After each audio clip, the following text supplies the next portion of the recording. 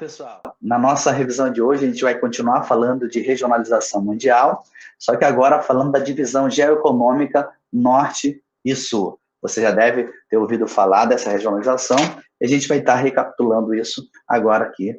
Bom, eu sempre gosto de começar relembrando o conceito de região e regionalizar, que é um conceito muito importante, tá? Que é a divisão do espaço. Então, eu já falei em outros vídeos aqui no canal, mas eu vou estar reforçando aqui, tá? Então, essa palavra regionalizar é uma divisão, tá? Regionalizar o espaço é dividir o espaço em regiões, tá? Regionalizar é dividir o espaço em regiões. E as regiões, elas são parte do espaço que possui características, que possui aspectos em comuns. Então, quando eu pego esses aspectos, essas inúmeras características, os traços em comuns que podem ser econômicos, podem ser culturais, podem ser históricos, isso vai me levar a vários tipos de regionalizações, tá? E aqui, ó, eu vou tomar um exemplo aqui do Brasil, tudo bem? Por exemplo, olha só como o Brasil, o nosso país, ele faz parte dependendo do critério, do contexto, o Brasil faz parte de regionalizações diferentes. Por exemplo, pela localização geográfica, o Brasil faz parte da América do Sul. Pela sua cultura e história, o Brasil faz parte da América Latina, que é uma outra região. Pela sua parceria comercial, a gente pode dizer que o Brasil faz parte do Mercosul, que é uma regionalização também. Tá? E pelo seu crescimento econômico, o Brasil faz parte do BRICS, faz parte, né, do grupo de países emergentes, ok? Que são o BRICS. Então, para você ver que são critérios diferentes, características diferentes, que vão levar a regionalizações diferentes. Então, o único país pode fazer parte, ou o único território, ou país, ou única porção geográfica vai fazer parte de vários outros tipos de regionalizações, ok?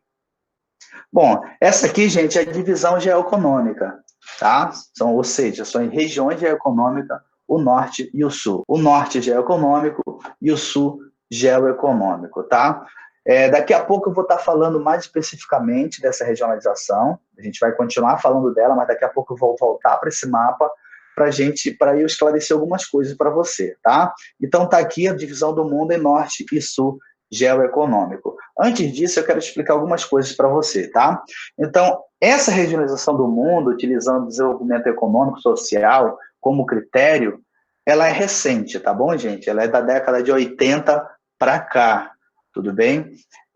Mas antes, a gente vai ver que existiam outras formas de regionalizar o mundo, para você medir o nível de desenvolvimento de um país, tá? Então, antigamente era muito voltado para a questão econômica, tá? Então essas diferenças, assim, principalmente econômicas, surgiram aí com a primeira revolução industrial lá no século XVIII. Então, os países que detinham a industrialização eram naquela época considerados países ricos e também considerados países desenvolvidos, tá bom? E quem não tinha industrialização era considerado um país periférico, tá? Um país que não tinha desenvolvimento, porque era um país pobre por não estar fazendo parte da industrialização. Então, essa divisão norte e sul, como eu já falei, só surgiu a partir da década de 80, quando a partir daí sim, além dos critérios econômicos, passou-se a utilizar também critérios sociais, tá? Critérios que medissem também níveis de desenvolvimento social, ok? Então, nesse contexto aí, surgiu essa regionalização norte-sul, que a gente vai estar falando mais especificamente olhando para o mapa aqui, tudo bem? Então, olha só. Então, dessa forma, existem duas grandes regiões. A existência, como eu coloquei aqui em cima, a existência de dois mundos, o norte e o sul. Gente, para início de conversa, eu quero te dizer, isso aqui não tem nada a ver com a linha do Equador, tá? Então, isso aqui não tem nada a ver com o norte geográfico e o sul geográfico, tá? A linha do Equador vai me dar o hemisfério norte geográfico, e o hemisfério sul. A linha do Equador está aqui identificada com essa linha vermelha, ok? Não tem nada a ver com os hemisfério norte e hemisfério sul, não confunde, por favor. Aqui tem a ver com a linha divisória norte-sul, ou linha divisória do desenvolvimento, que é essa que passa aqui, ó, separando os países desenvolvidos dos países subdesenvolvidos. Então, dessa forma, por essa linha aqui que está representada traçada em verde, a gente tem o norte rico e desenvolvido e o sul pobre e subdesenvolvido. Tudo bem? A gente tem aqui, por exemplo, no hemisfério norte, baseado na linha do Equador, no hemisfério norte, a gente vê que no hemisfério norte tem países ricos e pobres, desenvolvidos e subdesenvolvidos. E no hemisfério sul também a gente tem países pobres, subdesenvolvidos, países ricos, desenvolvidos. Aliás, os únicos países ricos e desenvolvidos do hemisfério sul é Austrália e Nova Zelândia, tá bom? Mas, assim, o que importa para nós é essa divisão geoeconômica, norte e sul. Países ricos e desenvolvidos, tá? E países pobres e subdesenvolvidos. Tudo bem, pessoal? Então, vamos lá. Então, aqui no norte, a gente tem os países que têm bons indicadores econômicos, países que são considerados ricos, que têm bons PIBs, têm bons indicadores econômicos, como o PIB, renda per capita, onde a distribuição de renda é mais igualitária, tá? Mas também são países que têm ótimos indicadores sociais, principalmente aqui o IDH, o Índice de Desenvolvimento Humano, tá? Então, tem ótimos níveis de desenvolvimento. E aí, quando a gente fala de IDH, a gente vai falar da expectativa de vida, a gente vai falar da educação, são países que têm bons sistemas de educação, são países que têm bons sistemas de saúde, e isso vai culminar numa ótima qualidade de vida da população e numa ótima expectativa de vida da população. Já aqui no sul, subdesenvolvido, que inclui aqui o Brasil, todos os países africanos, vários países da Ásia aqui, e toda a América Latina, esses países do sul, eles têm dados diferentes desses países do norte. Já são países considerados pobres, apesar que dentro desses países subdesenvolvidos tem países que têm bons indicadores econômicos, a gente vai falar isso depois. Então, geralmente são países que têm, são países pobres no sentido econômico, tá? E mais especificamente aí na questão da distribuição de renda, a renda é muito concentrada na mão de poucos, renda per capita é muito baixa, tá bom? Mas o que pesa mais para esses países são o contexto social, são os indicadores sociais, tá? Então, aí a gente tem taxa de escolaridade muito baixa, um nível acadêmico muito baixo, a gente tem, nesses países, incluindo aí o Brasil, uma expectativa de vida muito baixa por causa disso, sistema de saúde precário, então, educação, saúde, economia, muito precários nesses países, então por isso eles são chamados de países subdesenvolvidos.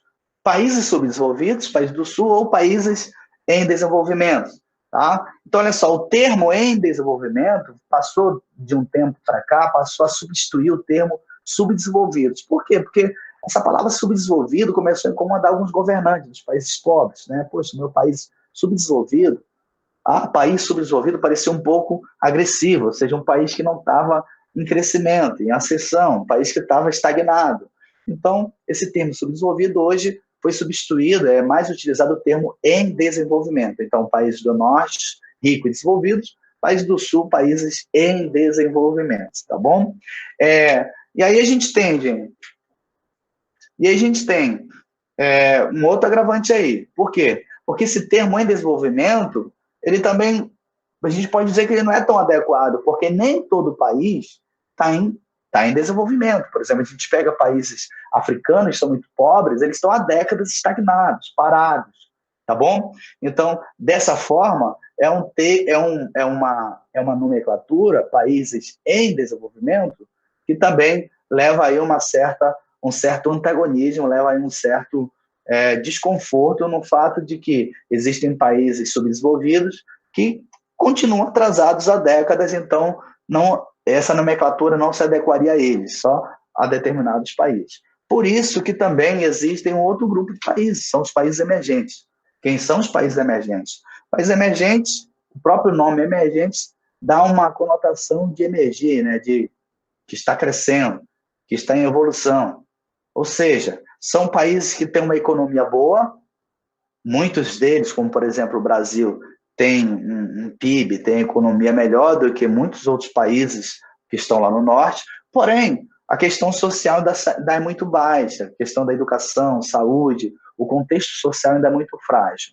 Então, como eu coloquei aqui, ó, os países emergentes são países em desenvolvimento que apresentam crescimento econômico, ou seja, eles estão crescendo.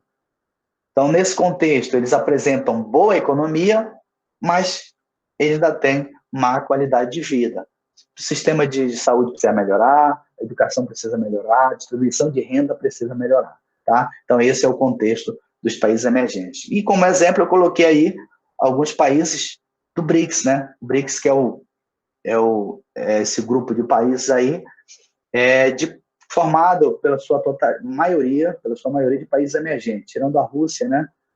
A Rússia que faz parte do norte econômico, você pega Brasil, Índia, China, África do Sul, são considerados países emergentes. Bom, então é isso aí, a gente vai ficando por aqui, mais uma revisão, espero que você tenha gostado, espero que você tenha aprendido, e não deixe de verificar os outros vídeos aí do nosso canal, que tem muita coisa legal aí para você aprender, tá? Obrigado, tchau, tchau.